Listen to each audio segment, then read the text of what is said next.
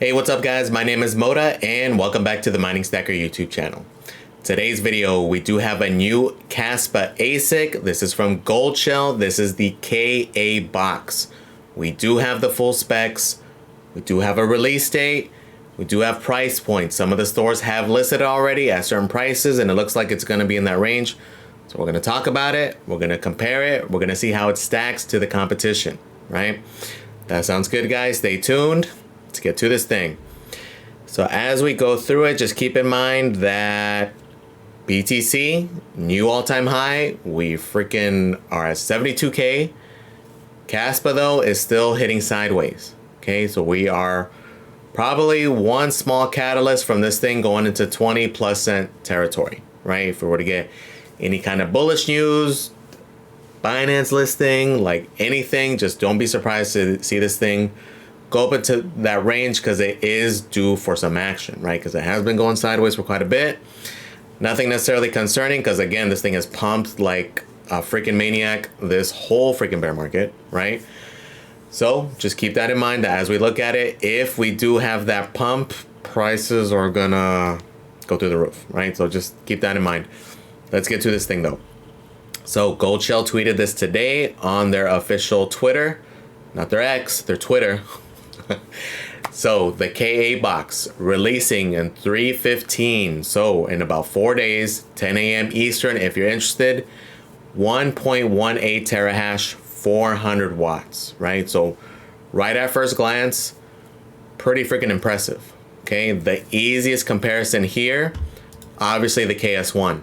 Okay, the KS1 coming in at 1 terahash, 600 watts. The other guy is 400 watts. Percentage wise, pretty big difference. Real world wise, would the 200 watts be worth a crazy premium? Not really, but if they're in the same range, obviously the GoldShell more appealing. Okay, the other big difference is the form factor. The KS1 is more closer to a full-size ASIC in comparison to this teeny tiny little box miner. Okay, this guy's only 400 watts. You can have it inside. You can have it in a residential space. Lot of big differences, a lot of good differences, right? So it's a pretty impressive unit actually. Okay, now price wise, let's compare it to the competition. It is a little bit tricky. Reason being, Iceriver has not restocked the KS1. The KS1 would definitely be the go-to comparison, but it's really hard to say what's going on, right? Is it discontinued? Are they having some kind of chip shortage or some issues with the boards? We don't know, right? The only thing we do know is that the last restock on their site was the November 15th batch, but there was a December 15th batch that a lot of the stores and such did get, so it did happen. But there hasn't been much since then, right? So it's really hard to get a good gauge on this current market with it, right? The only thing we can compare it to something that is actually available is the KS0 Pro. And if we were to compare it like straight apples to apples, it's priced kind of in line, right? So realistically, these guys are 200 gigahash, right? So you need about 6 of these units to equal one of the GoldShells. Okay, so if we do a comparison, 6 of these would bring you to a little over $2,000. Okay, so price-wise, it's kind of in line. Obviously, the GoldShell is more efficient. You have the density advantage, right? You don't have to have 6 of these freaking things stacked up. You can have just one little GoldShell unit. So keep those things in mind, right? One kind of glaring difference though, you have more customization options, I guess you can say, with the overclocking, right? You have more potential here. If you overclock these guys, which 99.9% of them are probably overclocked, you would actually only need about 4 of these guys, right? Because it's 200 gigahash from factory. People are easily able to get 300 gigahash. So in that sense, you would only need 4 of these guys to compare over there, right? Bringing you closer to $1,400, okay? Which the advantage would go to the KS0 Pro. The disadvantage would be the efficiency, right? Again, percentage-wise, it is a pretty big difference. Real world-wise, 200 watts worth of crazy premium? In my opinion, no, right? So it kind of depends on what you value, but realistically for KASPA ASIC mining, efficiency right now isn't necessarily the most important thing, right? Reality, you want the hash, you want the price to hash ratio To me, that's what I value more than anything with KASPA ASIC mining. Okay.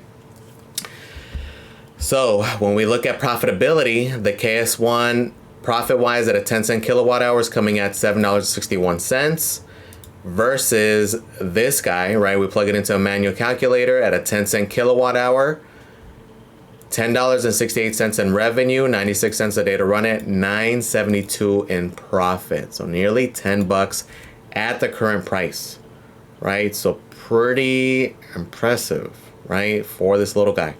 So now as far as pricing, because in reality, this is going to be the game changer. So we do not have the official MSRP, but a lot of the stores are listing it in the same price range. Okay, ASIC Marketplace listed at $17.89. Does say out of stock. I don't believe it ever did go in stock. This is a placeholder. But curiously, BT Miners also listed it in the same price range. Okay, so expect it to be somewhere around here. Maybe the official MSRP is $19.99.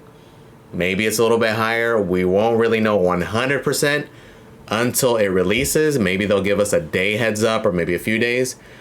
But again, it's going to release in 4 days. It's going to release on the 15th, 10 a.m. Eastern, if you're interested, on their website. Okay, but it does seem to be about $1,800, right? Could be plus or minus 10% in either direction, maybe even more. Who knows? In my opinion, it's probably going to sell out, right? We know the market is extremely, extremely thirsty for these damn KASPA ASICs, even if they don't make sense, right? Even if the profitability is not necessarily there, the market is extremely thirsty. In reality, the market is what's going to dictate the price, right? Profitability and all that is a big part of it. But if the market is FOMOing in, extremely thirsty for them, it's going to go up, right? A great example with the recent release is that KS Max. MSRP was like $9,500 to $10,500. Within the matter of days, that thing sold out and was $13K, $14K, $15K, $17K, right? And it's because the market wanted it. So even though the MSRP may be there, market price might be a different story, right? So just factor that in. Another thing to keep in mind is that it's really hard to gauge what fair market value is. Again, we're gauging it in comparison to the KS0 Pro. In reality, the best gauge would be this guy, but since it hasn't restocked, it's kind of hard to gauge where it's at, right? On eBay and like sellers and such, the price consensus does seem to be in this range, right? In the $2,000 to $2,500 range, right? But it's really hard to gauge without it actually being available, because then if, you know, Iceriver were to drop it again and it sells out that same day, then we know the market is extremely thirsty and it's probably underpriced, right? That gives us way better ideas on the price point, right? When it's actually available, but currently because it's not, and it hasn't been for quite some time, for that reason alone, this thing is probably going to sell out. Again, the market is extremely, extremely thirsty for these things. Okay, so keep that in mind. So again, if we compare it to current values, right, not even basing it off of profitability, but comparing it to similar units in that similar range, pretty good deal, right? Especially in the fact that it's more efficient, better hardware, arguably, than some of these, right? If we look at the efficiency, it's actually on par with the Bitmain KS3, right? The Bitmain KS3 is coming in at 372 joules a terahash. This guy's coming in at like 338. So it's about a 10% increase in efficiency over this gen. So obviously though, it's not gonna touch the new gen, the KS5 being twice the efficiency there. But in this previous gen where all the other competition is, where all these smaller ASIC miners are, it's very good efficiency, right? And you can glaringly see it with the KS1 comparison where it's 600 watts versus the other guy being 400 watts. And as a matter of fact, the GoldShell being 20% more hash rate on top of that, right? So now the question we're gonna get the most common in the chat will be if it is worth it, right? And again, this is where it gets very hard because it's heavily based on your perspective of it, okay? So if we compare it to fair market value, it does seem to be a pretty good deal. The issue though is, again, we don't know the situation with the KS1, KS2. Is it a issue where they're just discontinuing it? They're not going to sell it anymore? Is it an issue that they're having issue with production? We don't know. Or is it something that they're stockpiling these things because they knew GoldShell was going to release something most likely to compete with it, and they were waiting for them to drop the info so they can adjust their price and adjust the big batch just to mess them up? Potentially also, right? So we don't know what's going on. We don't know if maybe they stop production here to create a new model, right? That's kind of been my perspective, as that is definitely a big void with these KASPA ASICs, is like an in-between model from the KS2 and the KS3M. We have a lot of competition on the low end and a lot of competition on the high end, but nothing in the middle, right? We go from the KS2 at 2 terahash to the KS3M, the 6 terahash unit. To me, that would be a good point, like something in between, like a 3-4 terahash unit, something of that sort, that is a more budget-oriented unit, right? So that to me would be something pretty good there, depending on the price point, obviously, but again, it's hard to say. So again, if we look at it, comparing it to what's available now, pretty good deal. Pretty good hardware, form factor, a lot of benefits over the KS1, for sure. Now, what I'm saying with when I say perspective is because me, who already has skin in the game, who purchased a KASPA ASIC back in November, my viewpoint is going to be very different. Okay, my viewpoint, is it a good deal? Hell to the no. My opinion, it should be under 1K. Reason being is because when I purchased mine, which was back in these days, the profitability was nearly double what it is now. Or I shouldn't even say the profitability, the yield, because the prices fluctuated. But the yield, which is what I'm concerned with. I don't care about the fiat profitability. Because again, like we mentioned earlier, it's going to change drastically when we look at those numbers, and if KASPA does go to 20, 25 cents, 30 cents. I'm not necessarily concerned with that until the bull market happens. Right now, if I'm looking at KASPA ASICs, I am concerned with the yield. And currently, this guy in November was a much better deal, right? Because you were getting nearly twice the yield, okay, for what is now going to be the same price. So again, my viewpoint is going to get skewed because of that, because I'm going to compare it to that, because that's what I have, and that's when I saw a good value. Now that these prices are the same, when the yield is half of what it was, from my perspective, not a good value. It would have to be half of that. It would have to be under $1,000. At $999, I would consider, right? Most likely not. Still, I'm pretty more interested in the bigger units. Like if they were to release a bigger unit on that scale, that would have more of my attention, right? So that's why my perspective is going to be skewed for that reason. Okay, like I need to have that value, and for me, the value isn't what it was when I got in, so for me, it's not there. But if you're a person who has no exposure to KASPA, who wants a KASPA ASIC specifically, if we compare it to the market, it does seem like a good deal. It does seem like a solid unit. Okay, very cool in that aspect. But again, that's why my viewpoint is going to be drastically different, as well as others. People who got in before that, people who got in the August batch, and the June batch, July batch, their perspective is going to be massively different because their gain was exponential to what it is now, because the hash rate and the difficulty has dropped so much, or has increased so much, dropping those yields. Okay, because again, with KASPA ASICs, it's very different from the others because of that aggressive emissions decrease and the aggressive increase in the difficulty and hash rate. Therefore, lowering your yields, you have both of those factors, right? Typically you have one, you have two factors, right? So just, you have to keep those things in mind. It's going to be all perspective. But again, from my perspective, from when I got in, not a good deal.